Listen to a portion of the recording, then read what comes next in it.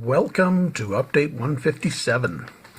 And welcome to all the new subscribers, too. We seem to have gotten a few more. I think we're at 163, so we've got, 837 more to go till we're up to the 1,000 mark. Got a ways to go yet. So like and subscribe to those videos if you're watching this. Make sure you subscribe and hit that notification bell as well. All right, and we'll proceed. So, did some metal detecting and came up with a grand total of 3 cents and pop tab and some tin foil.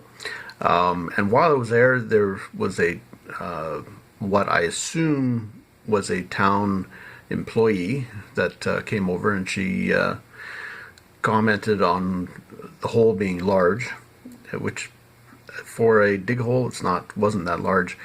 But anyway, I was basically done and was just about to fill it in and everything anyway.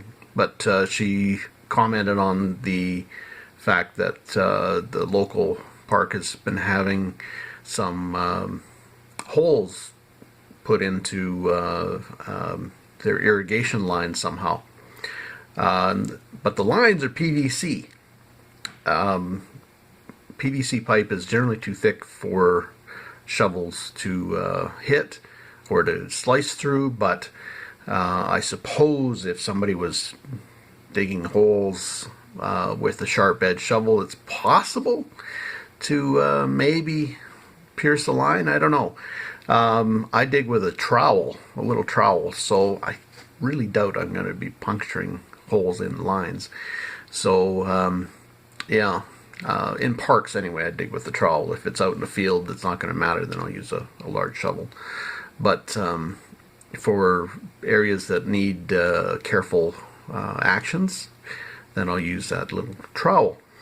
But anyways, she left without saying yes or no to detecting and such, so I continued for a little bit, but it was supper time by that time, so I left.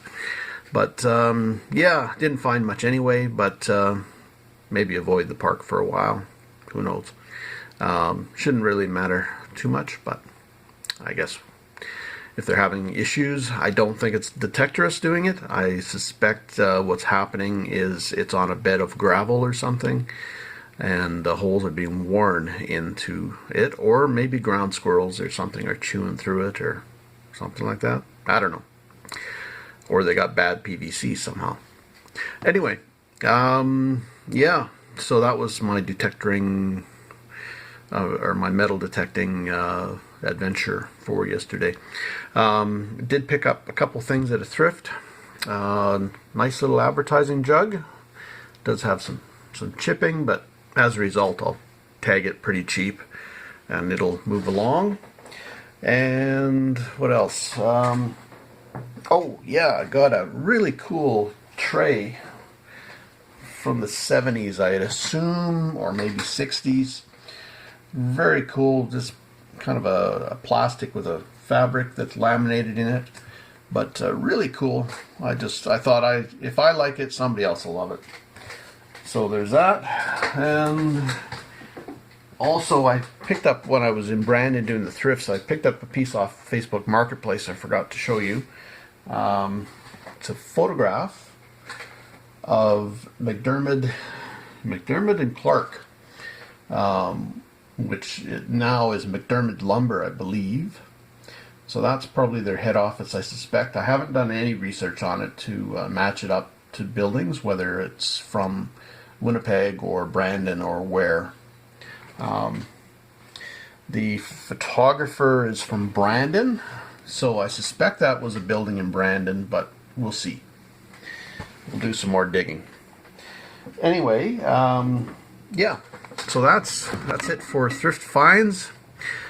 So I also picked up a couple pieces off Facebook Marketplace today, and they're paint by numbers.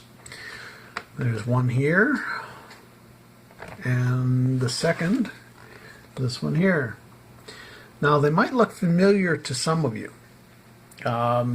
If you're a fan of Schitt's Creek, They actually are featured in that program in one of the suites that one couple lives in the hotel featured in the program. So yeah, so they're basically the same paint by number, except in different frames. But I am trying to find frames that are the same as the ones featured in the show to make them look even closer to the props used in the show. But yeah, so if you're a fan of Schitt's Creek, it might be something of interest to you. Give me a dingle on Facebook or send a private message or email or whatever. So yeah, kind of cool stuff. Something a little different.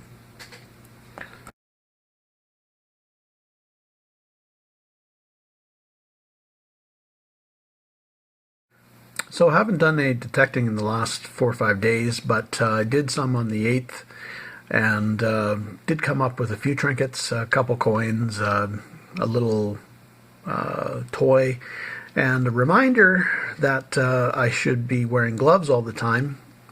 This particular time I wasn't wearing gloves until I came across a reminder, a bottle bottom that had been broken off and had kind of knife-like shards on it. So yeah, just a good reminder to be wearing gloves. Don't risk your hands and fingers being sliced open by wayward pieces of glass in the ground. So anyway, there'll be a photo next of some of those finds and some of the trash as well, of course. So as you may have noticed, I have done steady videos for a few days now, and yeah, so the updates haven't been that frequent. So this is just going to be a short one, and be sure to check out the other videos. There's one on, let's see, emptying oil tins, on how to empty those properly, a stapler, and a print that I opened up and show you what's in the back, that was hidden in the back, and some of my thrifting finds, a bag of jewelry that I picked up and reveal what's in it and the profit I'm making off of it, or the items that will be profit, and some flea market finds as well.